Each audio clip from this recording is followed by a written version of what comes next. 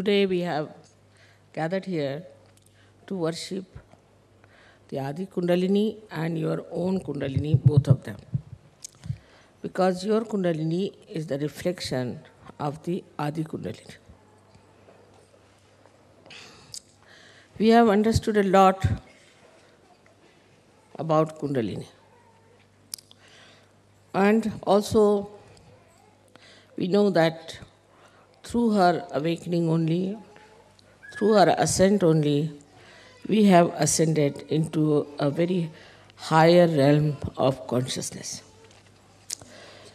It's not only that we have risen to a very higher realm of awareness, but that it has granted us so many powers that never before in the history of spirituality people had this power of awakening of Kundalini. As soon as they got their awakening, perhaps, they went more on to the left or to the right and tried to achieve powers which were not so much for the benevolence of others. Buddha has written clearly that when the incarnation of future Buddha, that is Matraya, three mothers put together, comes in, that time it will be used for the benevolence of people. This is one of the signs of the people, not only of Sajogis, but of the people. So how can it be unless and until those who are Buddhas, means those who are realized souls, know the science of Kundalini?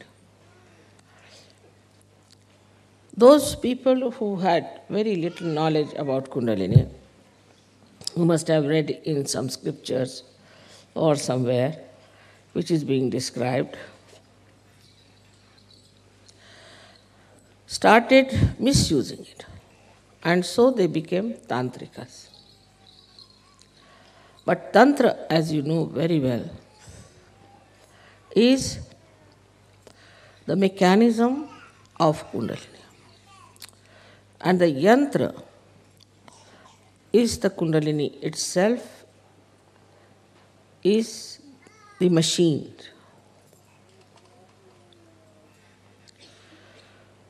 Today, I think, as we know so much about Kundalini, how it passes through different centers, how it rises, all those things as we know, we should find out how we can nourish our Kundalini.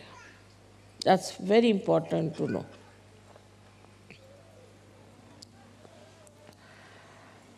First of all, there's a big difference between you people and other people who got their realization. First big difference is this, that this power you have achieved sahaj, easily. Others had to go to Himalayas, stand in the cold there for days together. So many died, live in the caves, eating fruits, sometimes nothing.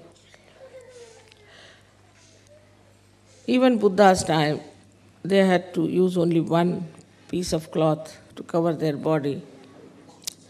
And they had to ask for alms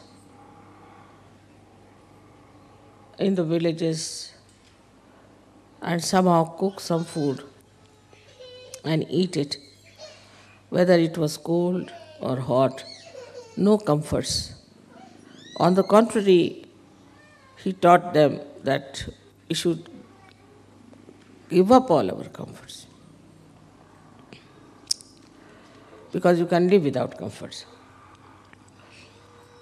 But none of them got realization and none of them could do the work of awakening of Kundalini.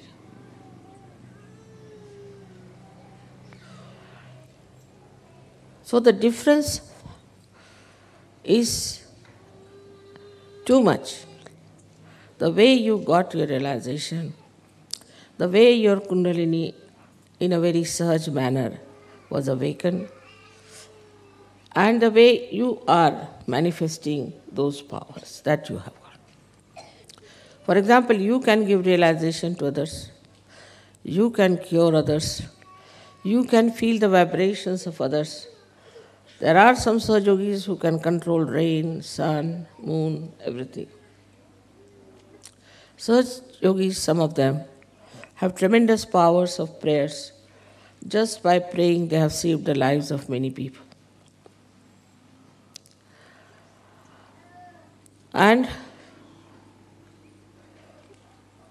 these powers were available to some of them, even to the rishis and great munis on those days. But their powers were not based on love and compassion. This is your special field because you have to work for the benevolence of the people. Their field was to protect themselves or to destroy. So they developed powers of curses, like sharp. They could curse people. You haven't got that power. You cannot curse anyone.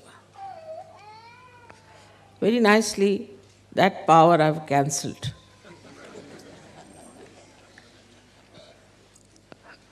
Nor do I curse. I can, but I never curse it. Because our basis is love and compassion and tenderliness. They were very hot-tempered people, most of them, extremely hot-tempered. And sometimes they used also terrible, harsh languages whenever they spoke about the people who were not realized or who were troubling them. This was very funny. The way they were angry with the society, the way they described them. Some of them did not look at the society, did not denounce the society, did not say bad things about the society. But they were only satisfied with themselves. Or they wrote about the blessings that they are having. But you have a new dimension. You have to use your powers for the benevolence of the people. So, also, your Kundalini was awakened so sahaj. It is because of the love and compassion of your mother. So this time, we should say, your Kundalini can only be nourished if you develop within yourself the sense of pure love and pure compassion. First, I've used the word pure. That's my name also. That means you have to be innocent to begin with. If you are not innocent, then you have certain problems, maybe with your lust. Maybe your love might be directed towards some person only. Kundalini is not like that. She rises, she goes to all the chakras, she doesn't get involved into any. She tries to cure every chakra, nourish that chakra, and she is only worried about her ascent. In the same way, a Sahaja yogi should not get involved into any relationship as such. Is possible. You don't have to become like Buddha's disciples. For example, as I have always told you, the sap in the tree rises and goes to various parts of the tree and then evaporates or comes back. So this passage should be kept open. And once this passage is kept open, the Kundalini can rise very easily without any trouble. But this passage can be closed in case you get too much involved into one thing. Because there are some people who get involved, say, in their parents to begin with. All right, in the beginning I know those who come in the beginning to Sahaja Yoga will start saying, Mother, my father's sisters, husbands, these things, that is sick. So will you please cure that person? Very common. They'll write long, long letters describing the relationship and I really lose the connection. Who is this one? Without writing the names, they will give all the connections that they have. These are all artificial connections. Tomorrow some calamity comes on you. These relationships are of no use. On the contrary, you'll find they'll take advantage of it. You cannot depend on these relations of yours, in what family you were born, in what religion you were born, in what country you are born, because now you are a universal being. So you are no more related through these artificial relationships, but you are related through your spiritual relationships. Unless and until we establish that within ourselves.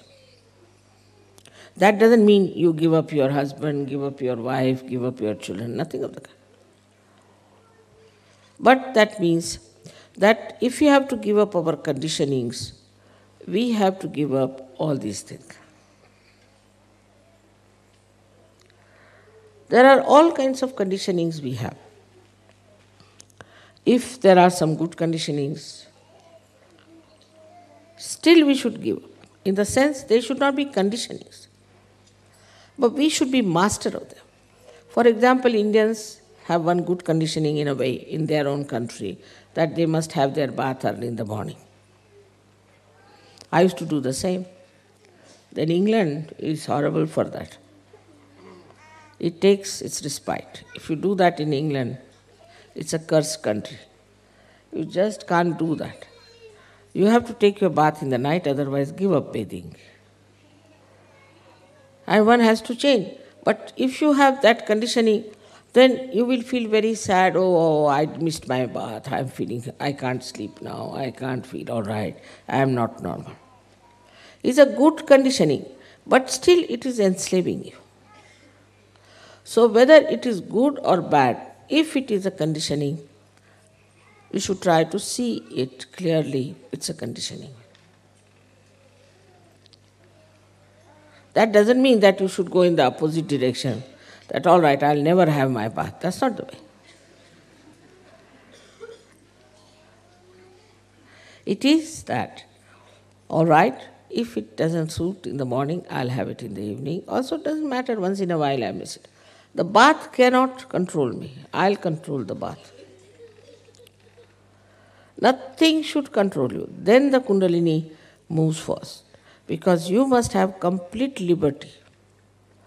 If you do not have complete liberty, then the Kundalini won't move.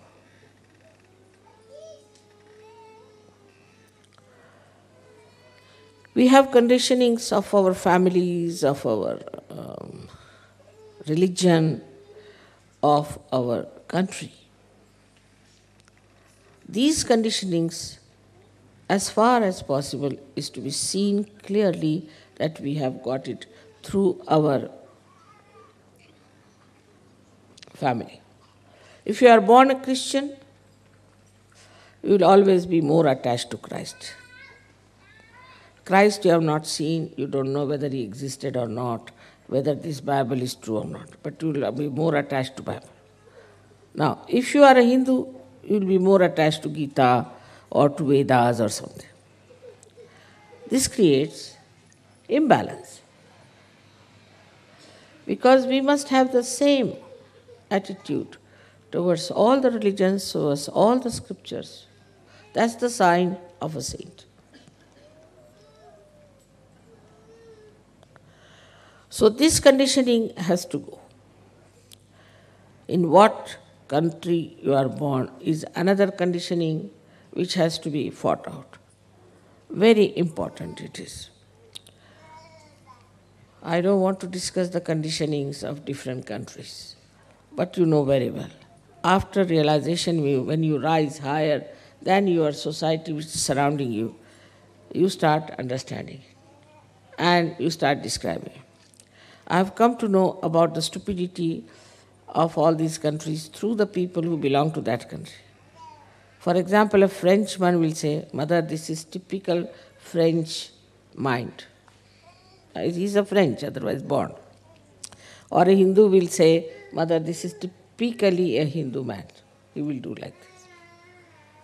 So then you understand that you are not typifying that country. You are a universal being and you are living like a universal being. Once you become the universal being, then also you realize that the skin deep complexion makes no difference in the world. So then you don't start hating somebody who is darker than you or who is fairer than you. Both ways it works. It's not only the people who are fair hate the darker ones, but darkers also hate equally. And mutually they believe that they are all absolutely wrong. If you ask a fanatic about another religion, he'll say that's the worst religion, his is the best. And you ask another fanatic, he will say his is the best, the rest of it is the worst. That means all of them are the worst, in a general opinion. Everybody seems to be the worst. All the fanatics are the worst. If you take a general consensus, see? Nobody will say that, all right, my religion is all right, and at least one another is all right. Nobody. If you ask an Englishman, he'll say, Mother, this is typically English. You can't help it. They get so angry. I've seen the English getting angry with the other English for misbehaving or doing something towards me. But I don't, because they're blind. So here, the compassion should come within you as a universal being, that by God's grace you have risen higher. In the real sense of the word, it is not just you are certified, you are realized souls. No. You are realized souls, no doubt. You are. Sakshat. So, then as it is now, you are absolutely certified by God that you are realized souls. Naturally, you must change everything. No use typifying yourself, identifying yourself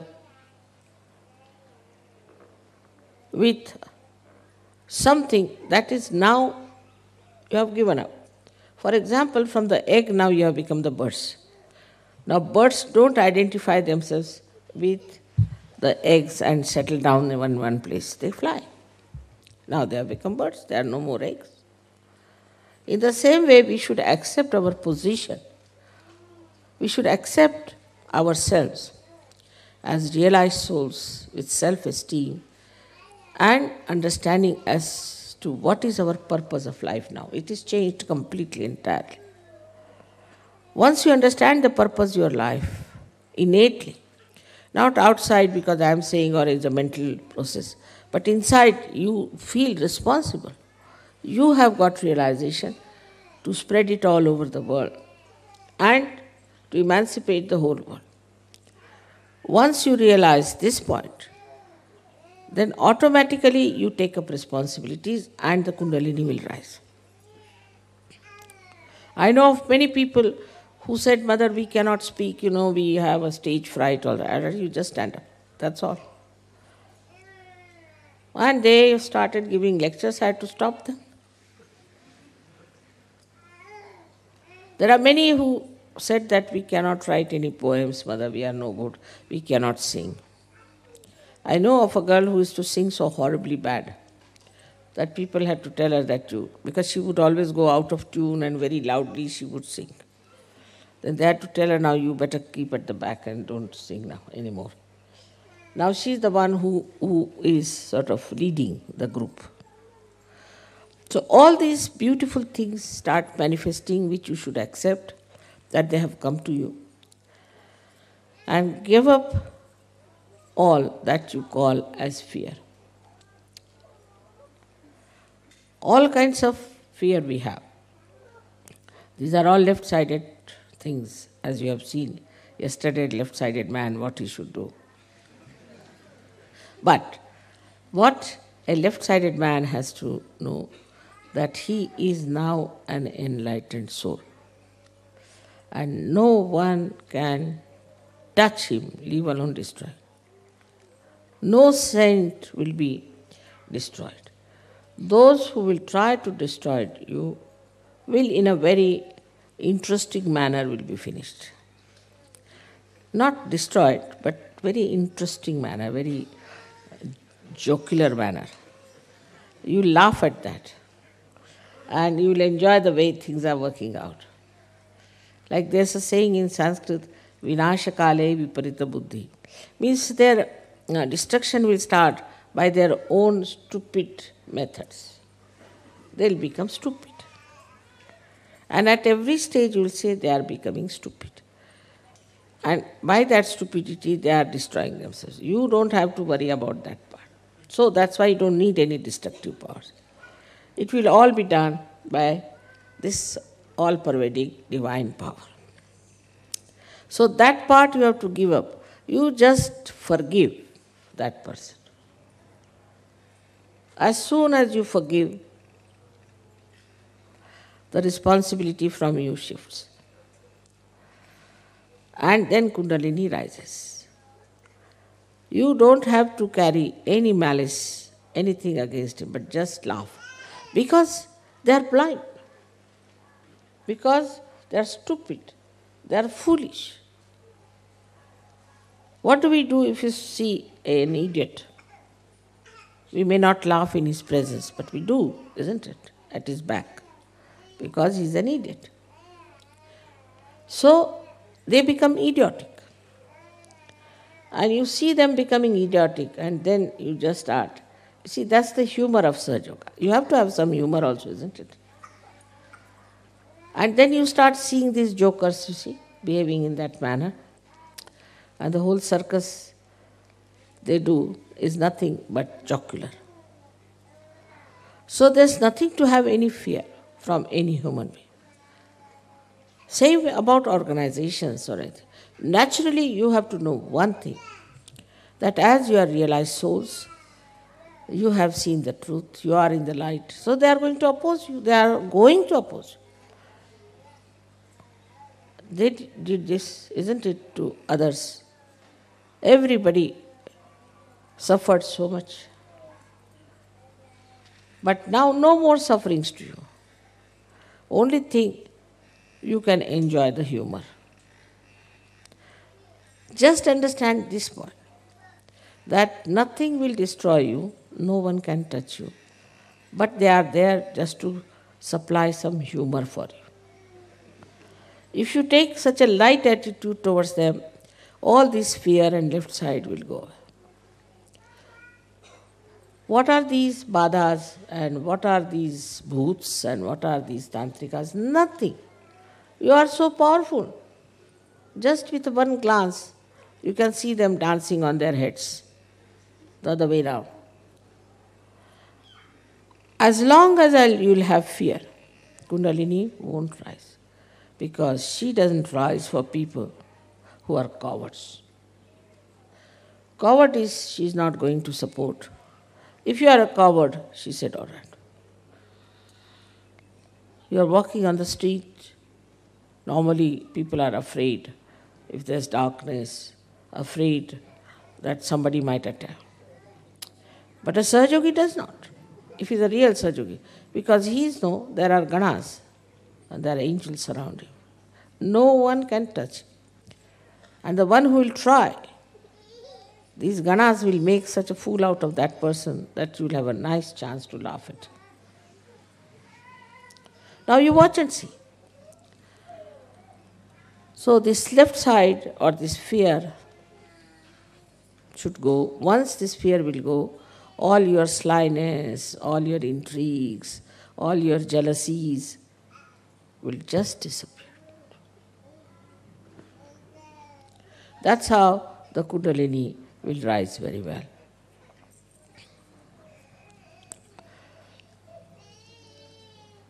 Then another problem is for the awakening of the Kundalini is your ego.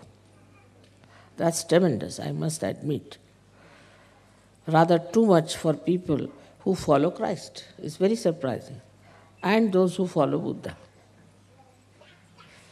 Because they are anti-Christ. Because they are anti-Buddha. The one who on the cross said that, "Oh Father, forgive them for they do not know what they are doing." If you are following him, how can you have ego?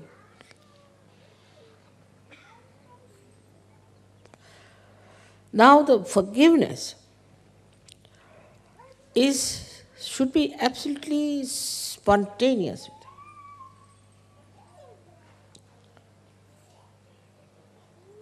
There should be no ripple even of anger. Because you are so powerful. What can anybody harm you? But if you catch on your agya, only you are harming yourself. If you want to harm yourself, nobody can help it. So this anger, which comes from liver and settles down in your agya, has to be looked into. That's a very important thing where Kundalini stops, in the West especially. Because this whole culture here has created two problems. The first one is acquisition instinct. What you call as greed. The more greed you have, the more these machines can run and you can have industrial development of plastics. And then have a conference against ecology. In Spain I saw, I don't know, there must be 3-4 car factories because every car had only one driver because it had to be there. And so many cars that you just don't know how to move. For your program also is impossible. You must start 2 hours earlier when you can just take 15 minutes. In France is another thing, Paris. Paris, if you want to go somewhere, you should start at 4 o'clock in the morning. Otherwise, you cannot reach that place. Same about Milan and same about Rome. The worst is Switzerland. I don't know what to say about Switzerland. The name itself is rather very dangerous.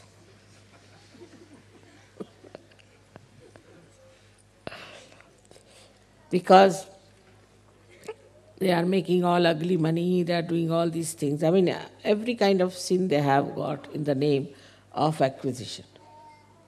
For them, nothing like sin, taking somebody's money nicely, keeping that there, extracting money from poor countries, they don't feel there's anything wrong. I mean, they have become immune. So this acquisition instinct that we have, and which has been very much fanned and have been made into a big sort of a quality in the West. We should try to see it clearly. In the olden days, in the same European countries, this was used for creating art, for producing artists, for supporting artists. Even in our country, artists were supported by the kings and all the big empires that we had. These days, there's no question. No government is willing to support the artist. You know that Mozart was called by the Queen herself to play before her. So the governments were not only looking after the collection of taxes, but they were looking after the artists, musicians, painters, and people who did creative art. Like in France, you can see how their queen collected beautiful artistic things and encouraged artists to do artistic work. Spent her money in that. And now, you know that she was killed by people. By killing her, they have killed the art of France.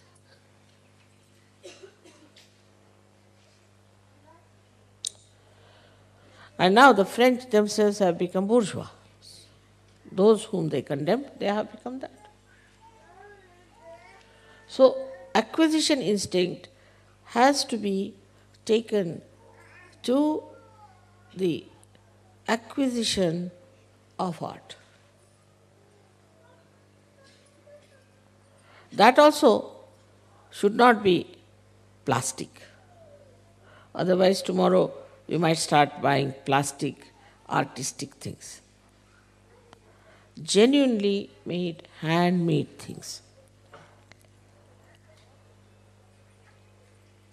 Or the music also, which is very deep, classical, singing the songs of the divine. Not the cheap type music which just makes you mad or makes you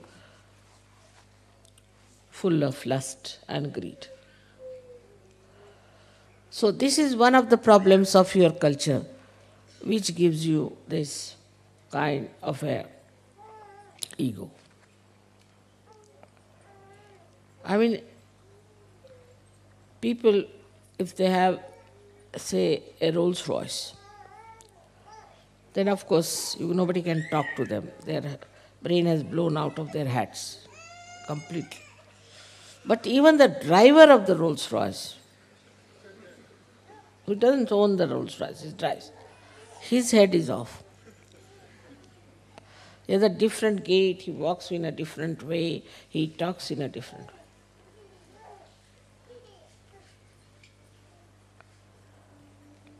So this acquisition instinct gives you so much of ego. I mean, you go to somebody's house, like some stupid Indians who are now in England.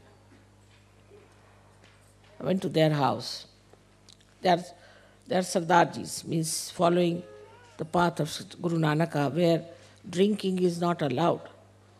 So as soon as you rise, he shows us a pub in his house. My God, I said. I went back 3-4 steps, you see. He says, see my pub, as he says. And from the pub he takes out a soda thing and shows us how it pumps out the soda.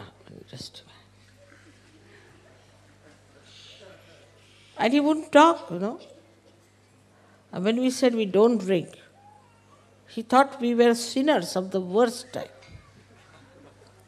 That we don't drink. So this acquisition instinct is now ending up into something which is very cheap, vulgar, and immoral.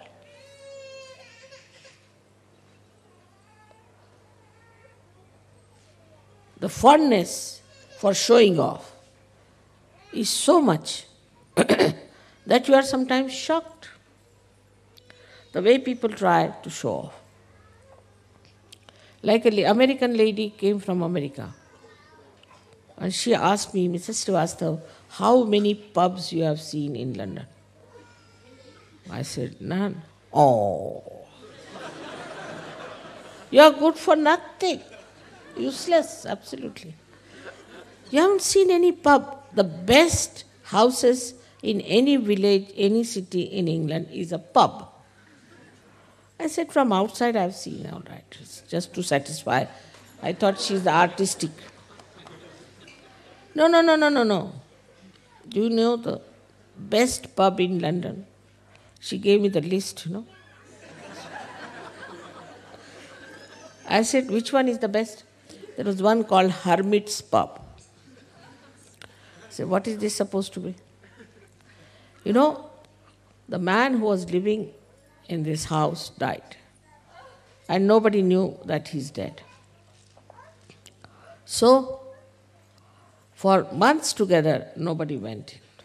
And the whole place was filled with that stink. And lots of cobwebs were there. Then they removed that dead body from there, and the stink is still there, and the cobwebs absolutely intact, You have to be careful that you don't break them. And that is the best pub for which you have to pay quite a lot. And I have seen that, so proud. So where does it end then? This acquisition instinct ends in where? In rottening things, in putrefying. We may call it fermenting. It has to end up. Because the reaction of the ego comes and you start enjoying things which are rotten, like cheese of France. Never eat that. I tell you, you will burn your finger, you will burn your throat, and you will burn your stomach. It is very rotten. And the more rotten it is, the better. The wine. The wine is the rotten grape juice, absolutely rotten. You can't take it. It smells, I've seen the smells like a rotten cork. I asked somebody, how does it smell? He said, it's very fine. I said, does it smell like rotten cork? I've never smelled a cork. That's why I said, if he had smelled a rotten cork, he would never have taken to wine. So, all things that are rotten, you know the discovery of cheese, what had happened, how it started, do you know that? There was a big snowfall and milk was left in one cave. So, because of the snowfall, everybody forgot about the milk. It was left there, then summertime the milk became rotten, then it became more rotten, more rotten. After 12 years or so, somebody went and saw this there.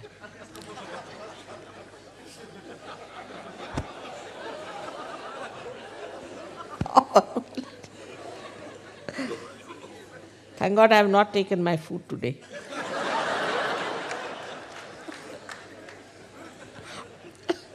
And so they took that milk, they called it cheese.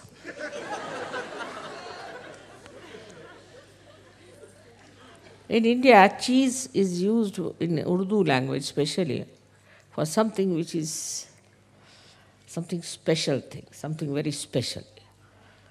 And also, as you know, in music they use it for some special composition, cheese.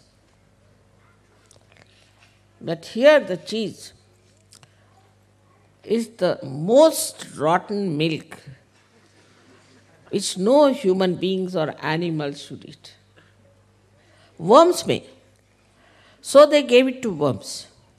And I know in Holland and also in Sweden, I think,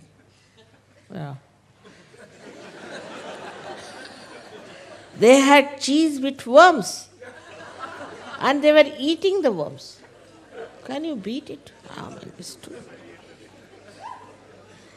Not only the cheese, but also the worms. See where we have ended up into our acquisition instinct. The wine has to be 100-year-old, certified. That's the best. Such rotten things we are eating. They smell, I tell you, they smell of it. That's why once I was surprised that they go to the bathroom, don't even wash their hands. We get such horrible smells they don't get. Because if you take that cheese, you cannot smell anything rotten. Even if you put them in the gutters, they won't feel anything rotten. Because it's all that dirty smell they are used to. It's the filth. Even if they go to hell, they won't feel bad because the smell will be the same.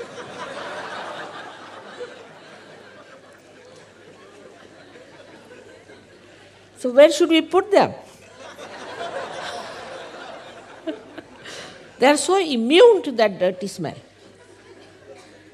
which is absolutely subhuman.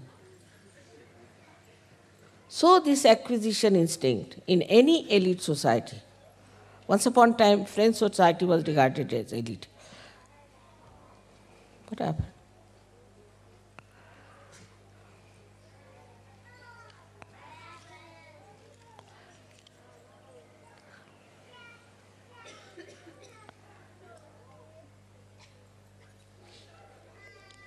Poor children must have been upset to hear all this, you see. I quite understand. So the most elite society was the French society. It was most diplomatic in every way. Their food was made with wine, everything was wine. And this diplomatic society, once upon, ruled the whole diplomatic areas. But they never realized that the whole culture was nothing but eating and drinking. Nothing else but eating and drinking. And later on, maybe little politics started. But this eating and drinking went to such a limit that now they have gone out of diplomatic areas. No one wants them. Because they never think in the right way. Any diplomat, French diplomat is anywhere, people say, is he French? Yes. Then better not call him for this meeting, He'll put his own ideas. They went out. So now that eliteness is shifted in America. So the most elite are taking to drugs. What is it after all? Drugs is creation of this acquisition instinct only. Why should you blame Colombians or anybody else? They are making their money all right, as you are all making. But the one they are feeding is America, and America is the main thing now in acquisition instinct. What are they acquiring? I have been in that society. They only talk of drugs. All right. Drugs, they talk not only that, but it's like a shopping of drugs. They all know where you get drugs, all these so-called ambassadors and these people, and their wives. With all their dresses have become simpler now, they do not dress up the way formerly the ambassadors' wives used to dress up. I will not be surprised if they come in holy pants.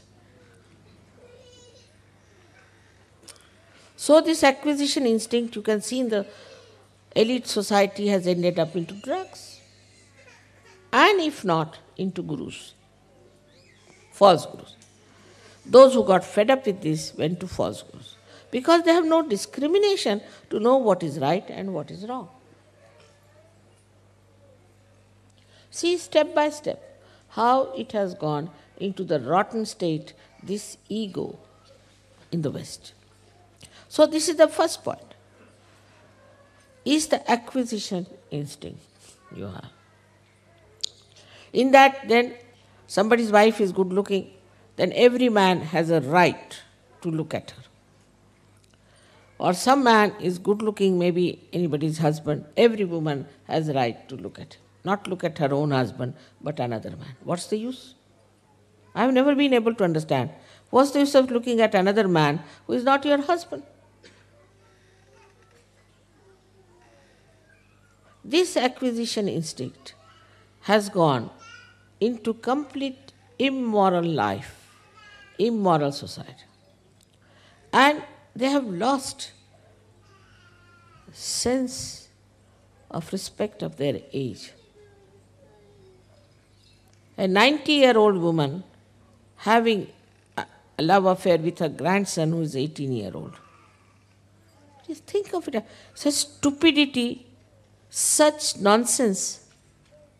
How is it possible unless and until we have some sort of a perverted acquisition instinct? Even art has gone into perversion. Everything has gone into perversion.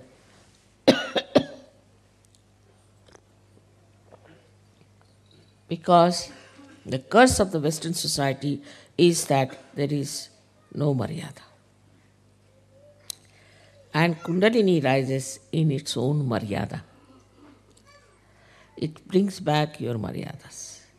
It keeps you into your Maryadas. You are a human being.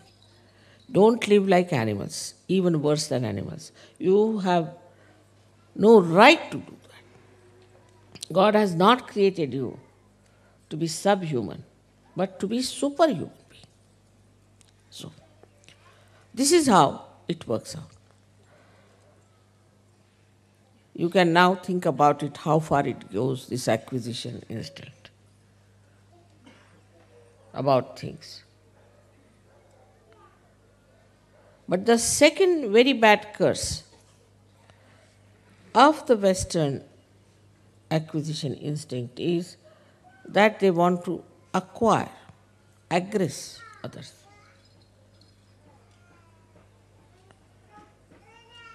Aggression, the aggressiveness. They think they have a right to aggress other countries. I mean, they aggressed our country for 300 years. Why? Why did they aggress? We are not bad people.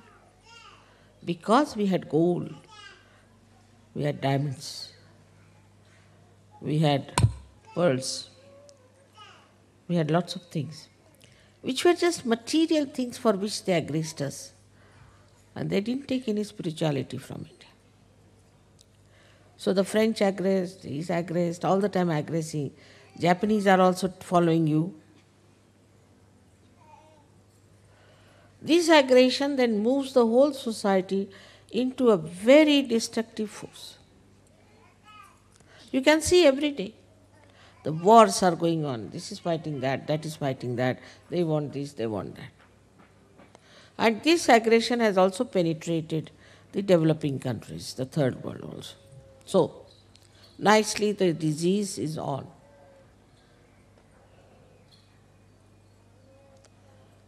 But Kundalini kills that acquisition. How? By giving you joy. You enjoy everything. You are sitting in a jungle, you are enjoying. Here in uncomfortable conditions, you enjoy. Because you seek the comfort of your spirit, because that gives you joy. Ultimately, that's what you get out of everything. You think you get joy by acquisition, you do not. But through Kundalini awakening, you get that joy. And in that joy, you don't want anything. You don't ask for anything. You just enjoy yourself. You are the property of enjoyment. Sanskrit they say, Atmannev Atmanah Puja.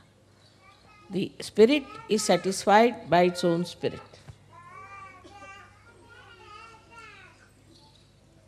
So into small things, you must see joy. And you must watch it, the whole universe, with that thing. I mean, when I'm traveling, I'll ask, what is this tree? Mother, we don't know. But you lived here for so many years, you don't know. No, Mother, we don't know much about trees. Acha, what are these flowers? We don't know. I mean, what are you doing? What have you been doing? You don't know what are the trees. Every day you watch them. You don't know what is the tree is. But if you ask them, where do you get this wine? They will know. Mother, this is the place where they produce the best wines. All right, I'll see to it. And next year they had no fermentation.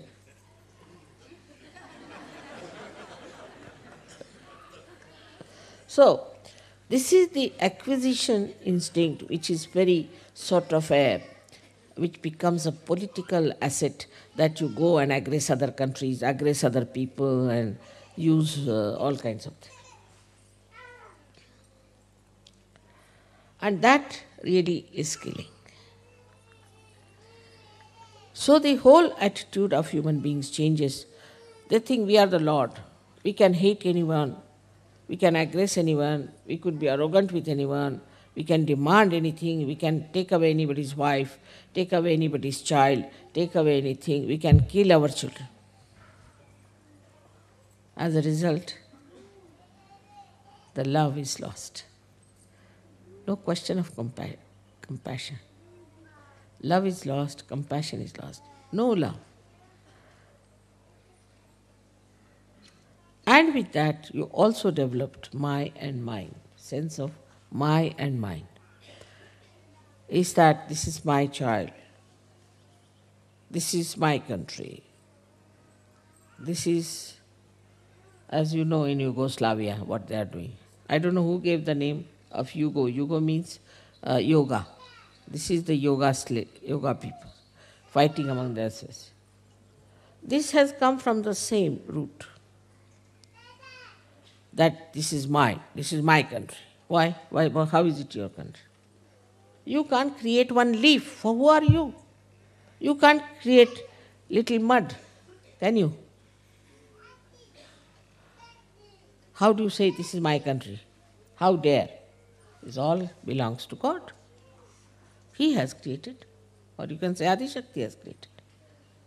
You have not created even so much. How do you say this is mine and I should have it? So the my and mine thing also develops very strong. And the same thing happens with sometimes Sahajogis very much. My children, this is the first curse. These are my children. My wife, my family. It starts growing like that. Then the heart shrinks. For a large-hearted man, the whole world is the universe, the whole thing is within, the whole thing is yours.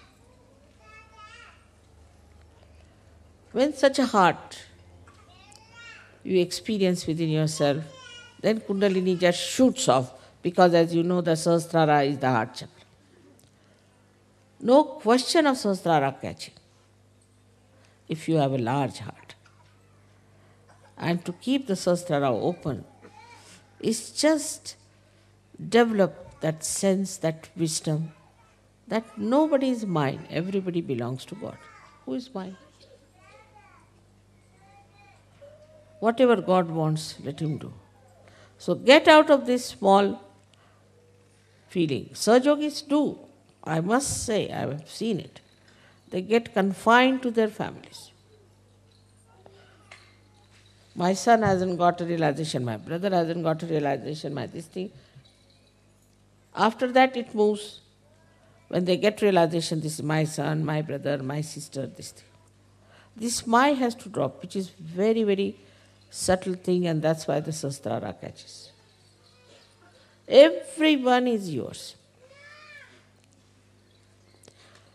Because the Kundalini of Sahajogis is made of love,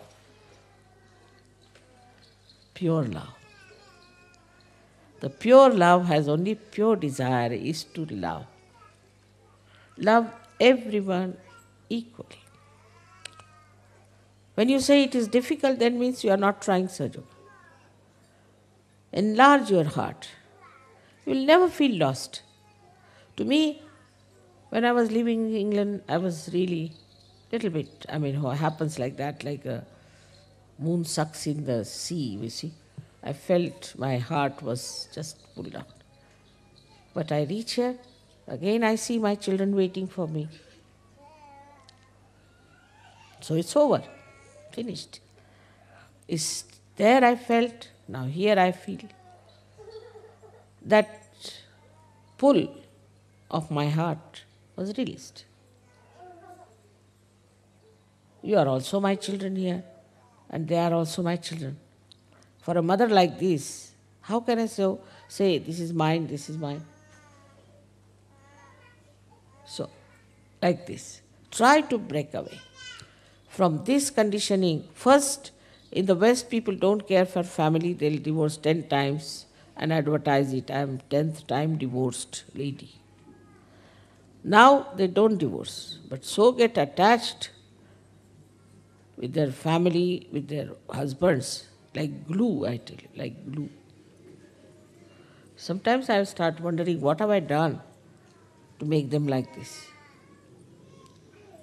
So now, it is important to see these points, and ultimately the heart is the Sahasrara, or you can call the Brahmarandra. Then we have to come to heart. Do not reason out, do not argue it out, don't work it out mentally from books or anywhere, but through your heart. If you work it out, you will understand that nothing is more important than to love someone. And the highest thing is to love everyone equally. Of course, in love you might have to say something to a person. The other day I had to say something to some Sahajogini. So my husband said, don't say she'll become your enemy. I said, let her become my enemy, it doesn't matter, it's my duty to tell her that this is wrong. Otherwise I become her enemy because I don't told her the truth, and she will suffer. So this is what, it gives you discretion, and love is truth. So to this Kundalini, which is nothing but is the river, as yesterday they described Nirvaj, which doesn't accept any compensation. The river of that pure love, which has awakened us with such love, kindness and tenderness. We should try to use that power within ourselves to be like that, because our job is, she has given us realization for the emancipation of the whole world, not only our own. So everyone has to give realization to others, otherwise their Kundalini will settle back. Talk about Sahaja Yoga. Sahaja Yoga is not part-time. It is not a side issue. It should be always with you. Wherever you get a chance, you have to talk about Sahaja Yoga, you have to work it out, you have to give realization. Otherwise, no use. May God bless you all.